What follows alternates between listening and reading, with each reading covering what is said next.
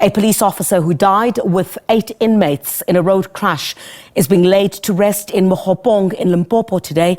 Sergeant Nyiko Lelaka died when his police van collided with a heavy-duty truck on the R101 between Mokopane and Mookgophong last week.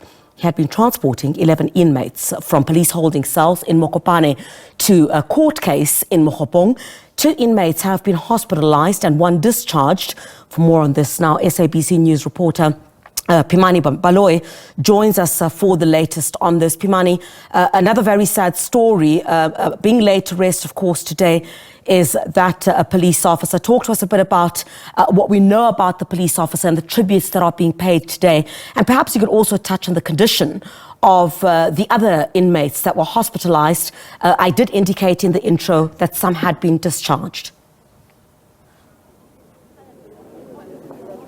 Good morning, Griselda, and good morning to your viewers. Griselda, you are right. The mood is somber here at the Mokopane Community Hall, where Sergeant Lelaka is being laid to rest. Griselda, as you rightfully stated, on that fateful day, Sergeant Lelaka was actually transporting 11 inmates from Mokopane holding cells. We understand that there are renovations currently ongoing in the holding cells of Mokopane Police Station, which has meant that inmates are being kept in Mokopane, but they do still appear for their various court appearances in Mokopane. So on that fateful morning, the court orderly 43-year-old Sergeant Nyiko Lelaka was on his way transporting those inmates to Mokopane, where they were due to appear in court, when his vehicle collided with a heavy-duty truck.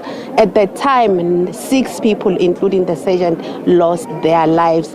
2 other inmates died in hospital a few days later, and only 3 of the inmates were remaining. We learned yesterday that one of them was later discharged, while 2 still remain in hospital. We are not really, police are not forthcoming in terms of the exact condition of these 2 inmates that are still living, and the exact condition of the other inmate who was sent back to holding cells after he recovered in hospital. But also there are also sketchy details around funeral services of the other. You can imagine it's 8 inmates. It's not clear where they are actually from, what charges got them into being incarcerated, and just details around who and what they are and what their families are saying are not clear. What we do know is that one of the families, on the day of that crash on Thursday, Griselda, last week, one of the family of the inmates was actually at the accident scene. We were told that by the time the crash happened, they were at the Mokopane Magistrate Court waiting to support him as he appeared before that court. So they were actually there. We saw the family of Sergeant Lelaka were also at the scene. They performed rituals that we were told was taking his spirit from that road where the crash happened, but also the family of that specific inmate, whose name we have not been told, was also there. They performed similar rituals. But today we are here, Griselda, bidding farewell to Sergeant Lelaka. And as you can see behind me, we're outside the hall. The hall is packed to capacity. There's an overflow out here where there are also several community members, some in police uniform, others in their civilian clothes, who have also come in to bid farewell to Sergeant Lelaka.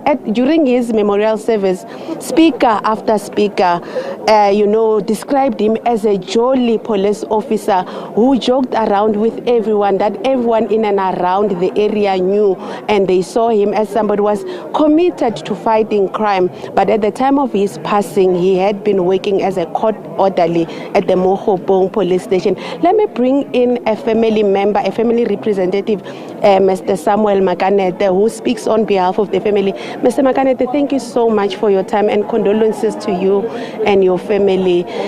We spoke on Thursday at the memorial service. The family was devastated, heartbroken. Today we see the first step of finality for the family. How is the family feeling today? Good morning,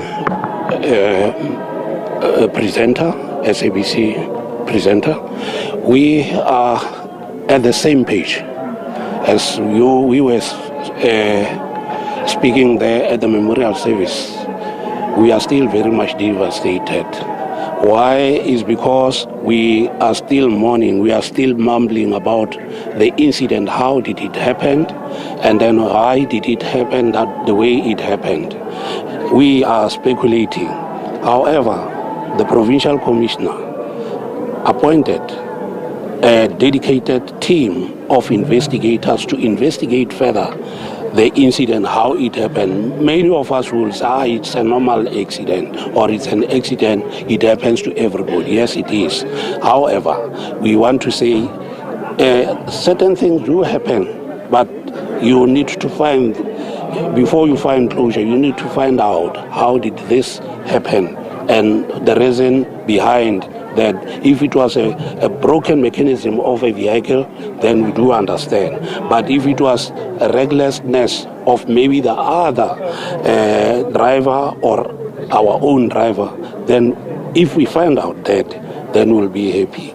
We are indeed very much devastated and we are heartbroken as we sitting here outside. If you can look outside here, people who came together here, majority of them knew Nyiko, and they were very happy with his services.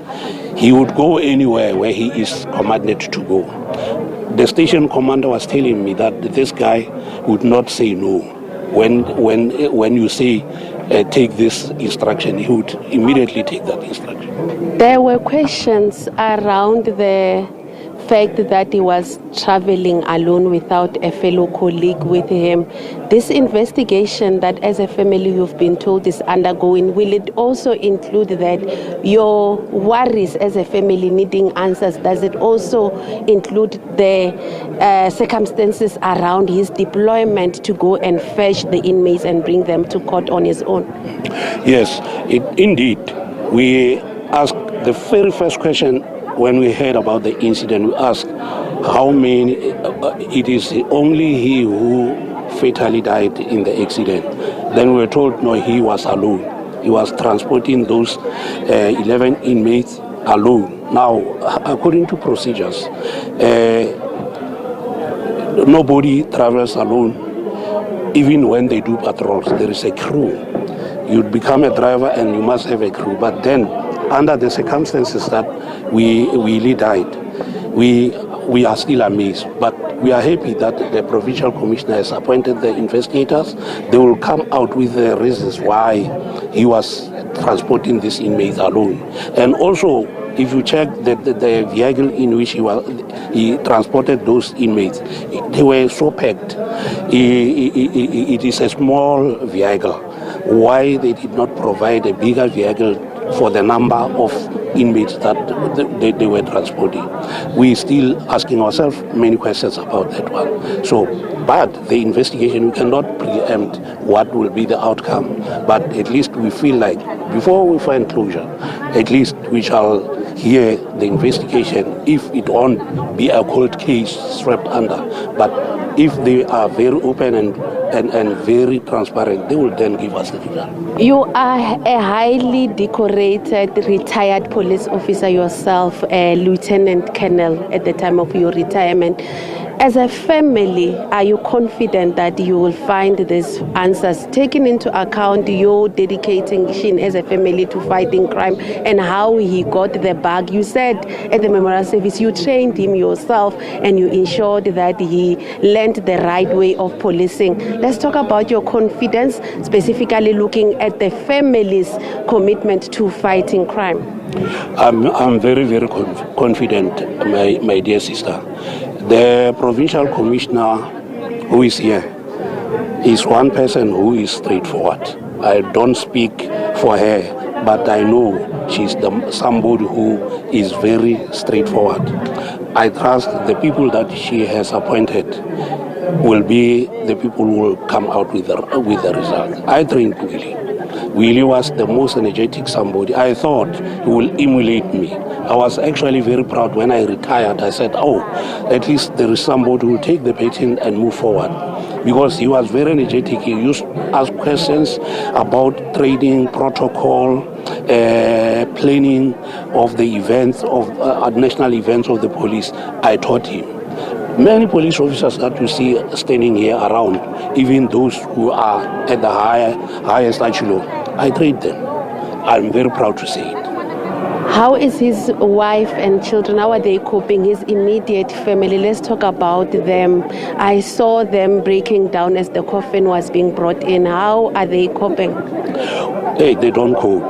They don't cope. I also don't cope. It's just only as a man. I cry inside. Outside, I portray a smile so that I give them a strength so that they should understand. Because if you all cry, there is no one who is going to comfort him. I can tell you that his children, his wife, the sister, and other siblings, they are not coping well. But we comforted them and said, let us wait for the investigation report, and then so that we can find closure. Griselda, that is the uncle of the late police officer, talking about the dedication that they saw to him. Griselda, let me also bring in a community member who's among men mourners here. Sesi, thank you so much for your time.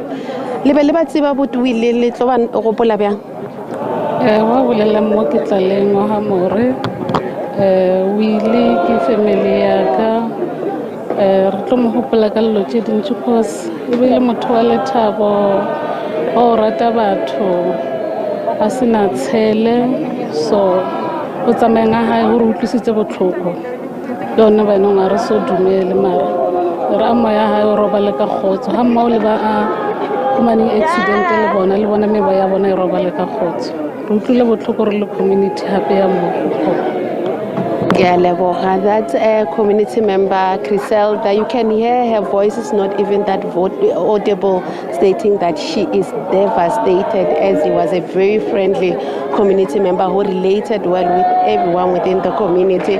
But you heard the family representative, Griselda. We do know that on that fateful day, Sergeant Lelaka was actually transporting 11 inmates in a police van. The inmates were behind that police van. The Union Pop crew has raised questions around how it came about that he was on deployment to Mokopane, back to Mookgophong on his own. And you had the family stating there is an investigation ongoing, and they expect that investigation to also look at circumstances that led to him being deployed alone on that day. And if there's anybody that needs to be held accountable for that, they hope that such action would be taken. Griselda. Pimani, thank you very much indeed. Certainly an investigation that we will await the outcome of that investigation into exactly what happened there around, of course, the circumstances of that crash and the transporting of such a high number of inmates by one police officer.